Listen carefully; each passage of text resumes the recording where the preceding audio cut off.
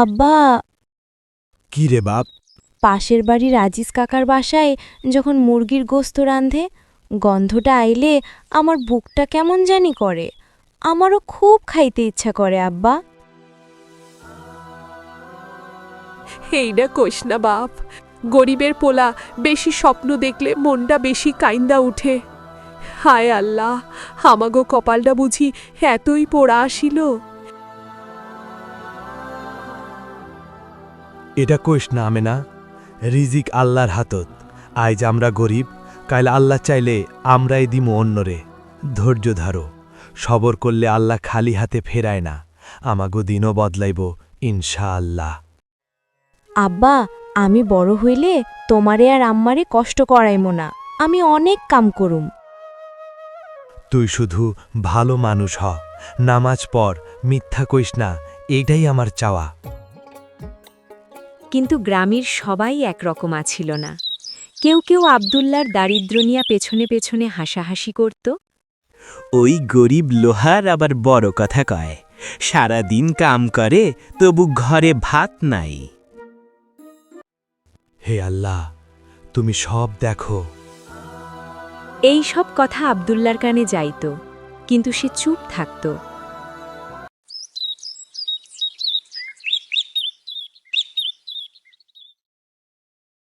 হে আল্লাহ, তুমি তো গরিবের রব, আর কত পরীক্ষা নিবা আমারে। আমি কি কম নামাজ পড়ছি, কম হারাম থেকে বাঁচছি? পোলাডার মুখে একবেলা ভালো খাবার দিতে পারি না, বউডার চোখের পানি শুকায় না।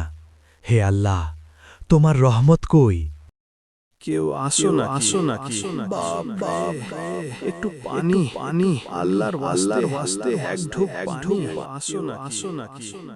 কষ্টে ভাঙা মন নিয়েও আব্দুল্লার দয়া শুকায় নাই। সে শব্দের দিকে দৌড় দিল।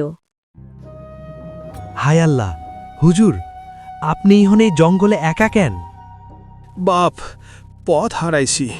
3 দিন ধইরা ঠিক মতো পানি পাই নাই, মনে হয় আর বাঁচমু না। এটা কইরেন না হুজুর, মরার মালিক আল্লাহ। আপনি চিন্তা কইরেন না, আমি পানি আনতাছি, এখনই আনতাছি। নিজের কষ্ট, নিজের অভাব সব ভুলে গেল আব্দুল্লাহ। গামছা ভিজায়া, হাতে পানি নিয়া দৌড়ায়া আইল বুজুর্গের কাছে। এই নেন হুজুর, আস্তে আস্তে খান। আলহামদুলিল্লাহ, আল্লাহ তোমারে উত্তম বদলা দিব বাপ। তোর চেহারায় কষ্ট দেখি, কিন্তু মনটা পরিষ্কার। কিসের দুঃখ তোর? গরিব মানুষ হুজুর, কাম করি তবু ঘরে সুখ নাই, তবু আল্লাহরে ছাড়ি নাই। বাপ, আমার লগে একটু চলবি? সামনে পুকুর পাড়ে যাই। জি হুজুর, চলেন।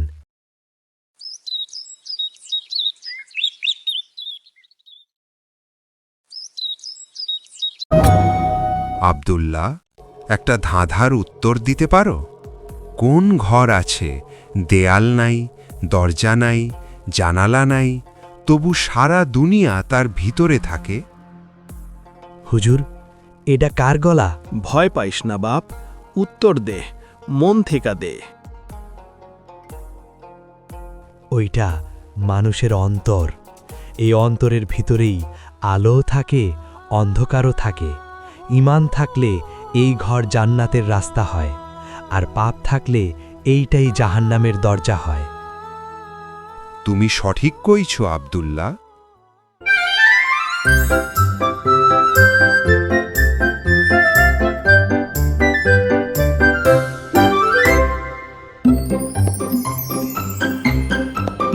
বাপ, যার অন্তর পরিষ্কার তার তকদির বদলায় আল্লাহ নিজ হাতে।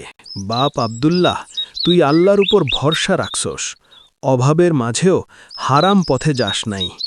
এই জন্যে আল্লাহ তোকে পুরস্কার দিবেন। হুজুর, আমি তো গরিব মানুষ, আমার কপালে আবার কি পুরস্কার? রিজিক আল্লাহর হাতে, আর আল্লাহ যারে পরীক্ষা করেন তারই ভালোবাসেন।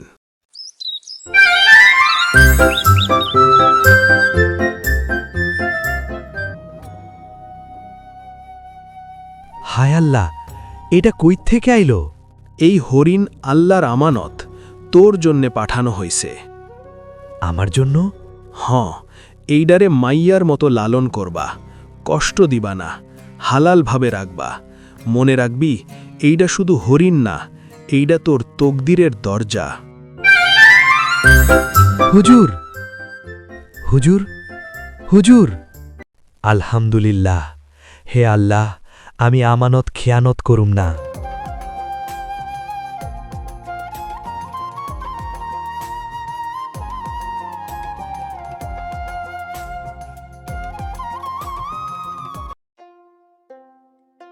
আব্বা, এটা কি? হায় রে, হরিণটা কত সুন্দর। এখন আমারে কেউ একা বলবো না, আমারও একটা সাথী হইছে। হ্যাঁ বাপ, আল্লাহর দান, ভালোবাসা দিয়া রাখবি। আমি এটারে নাম দিমু নুরি, কারণ এটার গায়ে নূরের মতো আলো। এইটা বেচলে কিছু টাকা পাওয়া যাইতো না?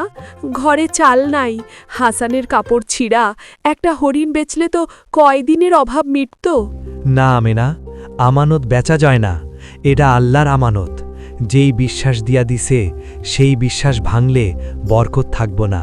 আমি খালি অভাবের কথা ভাবছিলাম। রিজিকের মালিক আল্লাহ, হালাল পথে থাকলে ক্ষতি নাই।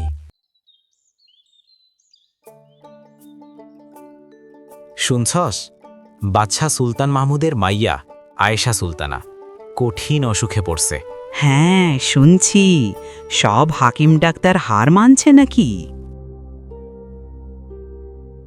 হুজুর বাদশা, এই অসুখ দুনিয়ার চিকিৎসায় সারব না। এক পবিত্র হরিণের অশ্রু আর এক সত্যবাদী গরিব মানুষের অশ্রু একসাথে মিললে আল্লাহর হুকুমে শিফা আসব। তাহলে খুঁজো, পুরা রাজ্যে খুঁজো, যে এই শর্ত পূরণ করব তার এই নাম দিমু অঢেল।